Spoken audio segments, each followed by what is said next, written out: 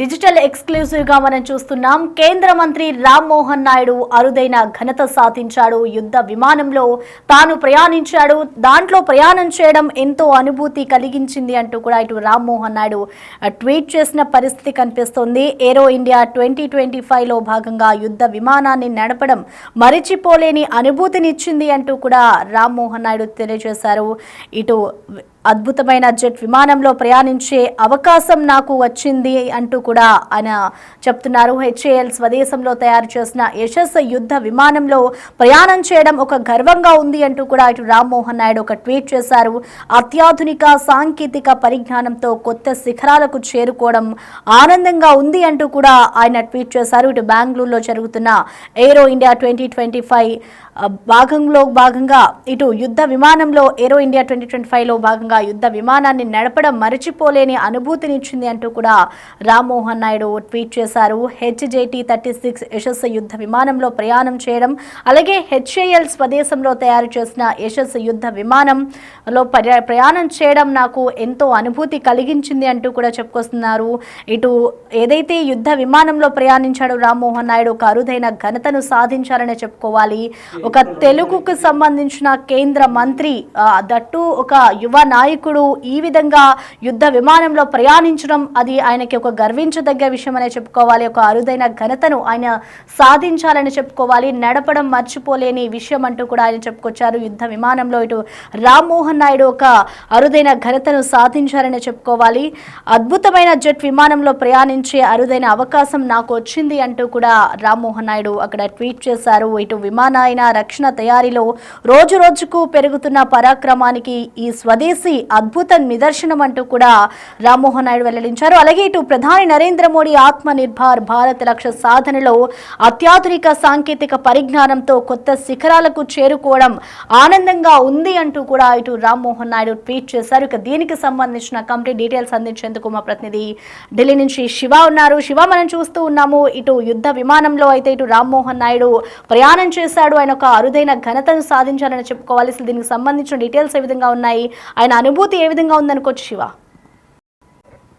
ప్రసన్న, బెంగళూరులో జరుగుతున్న air India 2025 సంబంధించిన షోలో కేంద్ర మంత్రి రామ్మోహన్ నాయుడు పాల్గొన్నారు. హెచ్ఏఎల్ తయారు చేసిన HJT-36 SS లో ఆయన ప్రయాణించారు. ఇక రక్షణ అవసరాల కోసం ఫైటర్ జెట్ రూపొందించింది హెచ్ఏఎల్. అయితే దీంట్లో ప్రయాణించడం, అందులో స్వయంగా నడపడం అనేది నాకు ఎంతో మధురానుభూతిని ఇచ్చినట్టు కూడా కేంద్ర పౌర విమానయాన శాఖ మంత్రి రామ్మోహన్ నాయుడు ట్వీట్ చేశారు. అంటే ఎయిర్ ఇండియా 2025లో భాగంగా యుద్ధ విమానాన్ని నడిపించడం మర్చిపోలేని అనుభూతి ఇచ్చినట్టు అని చెప్తున్నారు. అందులో అత్యంత పిన్న వయస్కుడు, తెలుగు రాష్ట్రాలకు సంబంధించి అత్యంత పిన్న వయస్కుడుగా పౌర విమానయాన శాఖకు మంత్రిగా అవ్వడం, అందులో యుద్ధ విమానంలో ప్రయాణించడం, స్వయంగా నడపడం అనేది మధురానుభూతిని ఇచ్చినట్టు కూడా కేంద్ర మంత్రి రామ్మోహన్ నాయుడు ఎంతో సంతోషం వ్యక్తం చేస్తున్నారు. హెచ్ఏఎల్ స్వదేశంలో సగర్వంగా తయారు చేసిన HJT-36 SS అనే అద్భుతమైన జెట్ విమానంలో ప్రయాణించే అరుదైన అవకాశం నాకు లభించిందంటూ కూడా ట్విట్టర్ వేదికగా ఆయన స్పందించారు. విమానయాన రక్షణ తయారీలో రోజు రోజుకు పెరుగుతున్న పరాక్రమానికి ఈ స్వదేశీ అద్భుతం నిదర్శనం అంటూ కూడా ఆయన ఈ విమానానికి సంబంధించి కూడా కొనియాడ్డ పరిస్థితి కనిపిస్తోంది. ప్రధాని నరేంద్ర మోడీ ఆత్మ నిర్భర్ భారత్ లక్ష్య సాధనలో అత్యాధునిక సాంకేతిక పరిజ్ఞానంతో కొత్త శిఖరాలకు చేరుకోవడం అనేది కూడా చాలా సంతోషంగా ఉందంటూ కూడా తెలిపారు. తెలుగు రాష్ట్రాల నుంచి 2వ పౌర విమానయాన శాఖ మంత్రిగా మొదట అశోక్ గజపతి రాజు పౌర విమానయాన శాఖ మంత్రిగా చేశారు. తర్వాత తెలుగు రాష్ట్రాలకు సంబంధించి రామ్మోహన్ నాయుడు, అందులో అతి చిన్న వయస్కుడైన కేంద్ర మంత్రివర్గంలోనే అత్యంత చిన్న వయస్కుడైన మంత్రిగా కూడా నిలిచారు. అందులోనూ కీలకమైన కేంద్రంలోనే కీలకమైన శాఖ ఏదైతే ఉందో ఆ శాఖ కూడా ఆయనకు రావడం, ఆయన ఈ యుద్ధ విమానంలో ప్రయాణించడం కాకుండా సొంతగా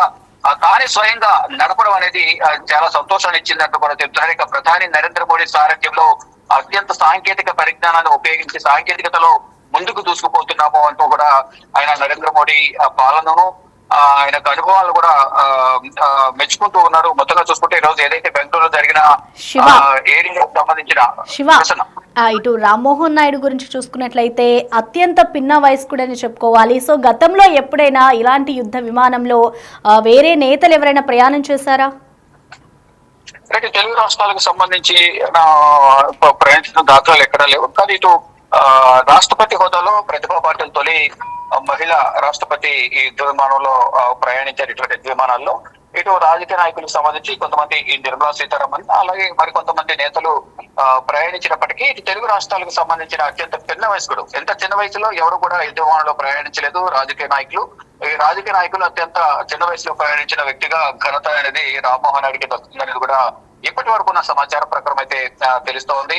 ఇక తెలుగు రాష్ట్రాలకు సంబంధించి తొలి రాజకీయ నేతగా అలాగే తొలి కేంద్ర మంత్రిగా పౌర విమానయాన శాఖ మంత్రికి కూడా ఆయనకి ఈ ఘనత దక్కుతుందనేది ప్రధానంగా తెలుస్తోంది. Thank you Shiva.